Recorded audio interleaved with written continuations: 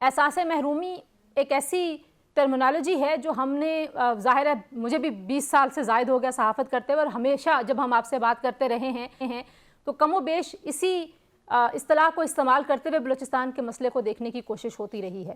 آج سرفراز بگٹی صاحب کہتے ہیں کہ یہ ترقی تو نہیں مانگ رہے، ان کا احساس محرومی سے کوئی تعلق نہیں ہے، یہ تو دہشت گرد ہیں، ان کو خالصتاً دہشت گرد کے طور پر دیکھا جانا چاہیے۔ اس پہ آپ کا کیا موقف ہے؟ Thank you Tanzeela. سب سے پہلے میں شروع کرتا ہوں. آپ نے محترم خواجہ آصف صاحب کی جو یہ سول سرچنگ جو ان کی باتیں کی، جس میں انہوں نے تقریباً تسلیم بھی کر لیا کہ جو بلوچستان کے بنیادی حقوق ہیں وہ بلوچستان کے لوگوں کو ملنے چاہیے.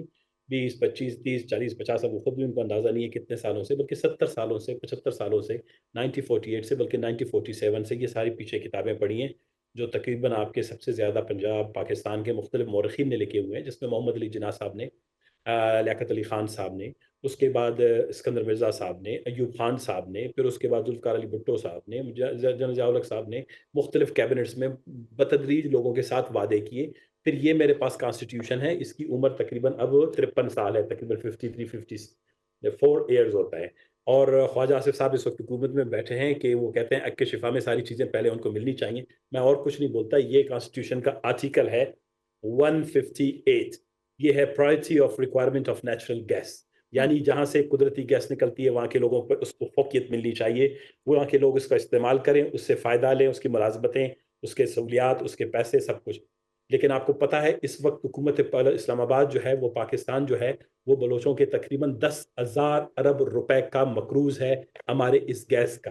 یہ صرف وہ قرضہ ہے جو انہوں نے مختلف مدات میں اسلام آباد کے مختلف جگہوں پر سبسڈیز کی مد میں، تیل میں، گیس کی مد میں دیے، فرٹلائزر کی مد میں دیے، انرجی کی مد میں دیے، باقی صوبوں کو مد میں دیے، انڈسٹری کی مد میں دیے. پھر جو انڈر پرائسنگ کی بلوچستان کی گیس کی جو اس کا اکنامک ویلیو تھا، اس کے مطابق بلوچستان کو پیسے نہیں دیے گئے.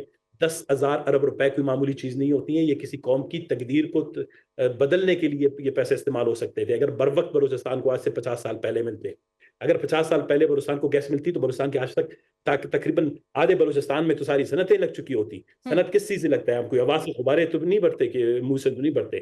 صنعتیں گیس سے چلتی ہیں، صنعتیں بجلی سے چلتی ہیں، صنعتیں لیکن سڑکوں سے چلتی لیکن ہیں. ثنا صاحب، کیا یہ جو میں آ پیسے رہا نہیں سنے، جو پیسے نہیں ملے صوبے کو، ظاہر ہے سندھ کے بھی مسائل ہیں وفاق کے ساتھ، اور خیبر پختونخوا کے بھی مسائل ہیں. بنیادی طور پر یہ محرومی ہے، اس کا اکنالجمنٹ خود حکومتی وزراء کر رہے ہیں. آپ لوگ ہمیشہ سے یہ بات کہتے رہے ہیں، ہم لوگ یہ کہتے رہے ہیں کہ بنیادی حقوق ملنے چاہیے. لیکن ایسے میں کیا بی ایل اے جیسے گروہوں کو جگہ ملی؟ کوئی B L A V L A, let's talk substantive objective. Balochistan کے مسئلے کو سمجھیں. یہ جو جتنی فرسٹریشن ہے بلوچستان میں، اس ملک کو ریاستیں قاعدے قانون کے تحت چلتے ہیں. آپ بھی کہتے ہیں نا کہ لوگ قاعدے اور قانون کے تحت مانگے. 70 75 سال سے، میں 30 سال سے ان اسمبلیوں کا ممبر ہوں، صوبائی اسمبلی، قومی اسمبلی، سینٹ میں ایک دن وزیر نہیں رہا، وزیر مملکت نہیں رہا، نہ کوئی ان پڑھ جاہلوں کی طرح کبھی ان سے کوئی ہم نے خیرات مانگے ہیں، زکوٰۃ مانگے ہیں. ہم یہ کہتے ہیں یہ لیٹس اس ریاست کو، اس حکومت کو اس کتاب کے تحت ٹھیک. چلائیں گے، پھر ہم اپنے بچوں کے سنبھالیں گے. ایک بات میں اس میں اضافہ کروں.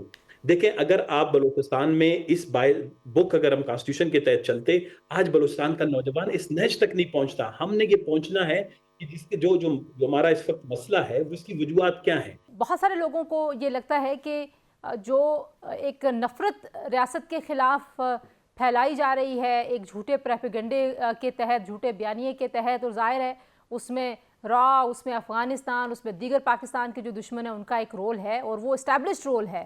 اس کی وجہ سے بھی ایک ریزنٹمنٹ زیادہ ہے. آپ کو لگتا ہے کہ فوجی آپریشن حل ہے، اے پی سیز حل ہیں؟ کیا حل ہے اس معاملے کا کہ ہم پیکیجز بھی دے دے کے ہم نے وہاں پہ یونیورسٹیز بھی شروع ہو گئی، وہاں کی یوتھ ماشاءاللہ سے بڑی وائبرنٹ ہے، پڑھے لکھے لوگ بھی ہو گئے، یونیورسٹیوں میں ہونے کے باوجود بھی وہ خود کش بمبار بن رہی ہیں خواتین. تو what is the way out of this mass? منزلہ، دیکھیں، دنیا میں بلوچستان کا جو کیس ہے یا یہاں پہ جو وائلنس ہے، انسرجنسی ہے بلوچستان کے اندر، آپ کو یہ بہت بڑا اضطراب جو نظر آ رہا ہے کہ کسی بھی کس طرح کے جو ہمارے ملٹی ایتھنک فیڈریشن میں یہ کوئی واحد کیس نہیں ہے. بہت سے ایسے ممالک سے نے اس عمل سے، اس پروسیس سے، اس دور سے وہ گزرے ہیں. ہمارے ساتھ سامنے ابھی بھی بہت ریسنٹ پاسٹ کے بھی بہت سے ایسے کیسز پڑے ہوئے ہیں جہاں پر اب مسئلہ یہ ہوا کہ کیونکہ ہم اتنا ہلجھ جاتے ہیں، ہماری میڈیا، ہماری نیشنل سیکیورٹی کا آپریٹرز، ہمارا جو बड़ा लो प्रोफाइल का पॉलिटिकल एलीट जो यहाँ से ज़बरदस्ती उनको कामयाब करवा के भेजा जाता है, वो इसी चीज़ों में फँसा हुआ है कि हमें इधर से कोई आ रहा है, कोई उधर से हमारे लिए मसले पैदा कर रहा है, कोई उधर से कर रहा है। वो असल में जो घर के अंदर के तकलीफ़, मुश्किलात, मसाइल और जो जो तो आईनी और कानूनी पेचीदगियाँ उनको समझने, उन पे बात करने के लिए कोई ऑब्जेक्टिव डिस्कशन हो ही नहीं रही है। इसीलिए मैं बलूचिस्तान के एक हवाले से छोटी सी नेशनल वजाहत पॉलिसी आपसे बन भी मांग लूँ, चुकी छोटी सी वजाहत जो आप भी बात कर रहे हैं, उसमें जो बार बार मीडिया पे भी आपको पता है सवाल उठाया जाता है, वो ये है कि मसाइल पे तो ज़रूर बात की जाए, हुकूक मांगे भी जाएं, है। मुतालबा भी किया जाए, लेकिन उसको उसको बीएलए जैसे दहशतगर्द ग्रोहों से तो अलग किया जाए ना। वो आप अलग करते हैं या नहीं करते? अब देखिए, हम और आप अभी बात कर रहे हैं बलूचिस्तान का मसला और स्केल पे बात कर रहे हैं। अभी we have no concern. Honestly मुझे तो ना पता है उनके स्ट्रक्चर का। मैं कभी सिक्योरिटी रिलेटेड या उनके ऑर्गेनाइजेशन रिलेटेड या वायलेंस रिलेटेड चीज़ें तो बहुत कम पढ़ता हूँ। I mostly read, right and I have been advocating. Brigadier साहब खुद ने अभी फरमाया कि मेरे आर्टिकल पढ़ते रहें। I have been advocating for last 20 years Balochistan का जो पीसफुल कॉन्स्टिट्यूशनल रेजोल्यूशन है किस तरह हो। मैंने अभी आपने हल का पूछा, जब मैं पिछली सूबाई असम्बली में था 2023 में 22 में मैंने एक रेजोल्यूशन मूव किया बलूचिस्तान के हवाले से ट्रूथ एंड रिकंसिलिएशन का। उसका बुनियादी मकसद ये था कि बलूचिस्तान के बहुत से पेचीदा मसाइल हैं, उन पे संजीदा गुफ्तगू हो नहीं रही है। हमारी मुक्तदरा, हमारे बहुत ताकतवर तबके वो यहाँ पर हुकूमतें बनाने, तोड़ने, पार्टियों में लोगों को डालने, निकालने, और जिसकी वजह से गवर्नेंस का सारा सिस्टम खराब हो गया है, सिविलियन अथॉरिटी खराब हो गई है, करप्शन इतनी इंतहा पे आप तसव्वुर नहीं कर सकती। ये जो आप कब से पैसे हुआ बात है? करते हैं कि ये इस्लामाबाद कब फंड से देता हुआ है है? मैं बलूचिस्तान। टाइम स्पेन पूछूं मैं आपसे? भी मैं आपको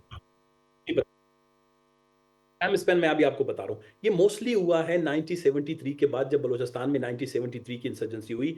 जब बलोच जो बड़ी मोतबर क़यादत थी, जो बड़ी अच्छी शुस्ता उर्दू और अंग्रेज़ी बोलते थे, नवाब अकबर खान बुगटी, खैबच खान मरी, सरदार अताउल्लाह मेंगल की सूरत में, जो इस्लामाबाद वालों को पसंद नहीं थे। उसके बाद 77 के बाद से ये फैसला हुआ कि बलूचिस्तान में बलोच अवाम को जो राइट टू रूल है, जिसमें वो राइट टू अपना वोट हम्म। देने का है, वो दिया नहीं जाएगा। हम अपनी मर्जी से लोग बिठाएंगे। 85 की असम्बली बनी, आपकी सारी असम्बलियां बनी हैं। ये जो हम दो चार लोग स्लिप करके आ जाते हैं, हम अपोजिशन में वक्त गुजारते हैं। We never had chance to govern Balochistan. सरदार अख्तर मेंगल ने 9 महीने 12 महीने गुजारे, उनके वालिद ने 9 महीने गुजारे। वो भी जब पाकिस्तान के पास 1 रुपया पैसा नहीं था, जब 1988 का धमाका हुआ, एटमी धमाका हुआ। अब इसके बाद जितने भी लोग यहाँ पे इंस्टॉल हुए हैं, वो बलूचिस्तान के अवाम की मर्जी और मंशा के लोग नहीं हैं, वो मुक्तदरा के हैं।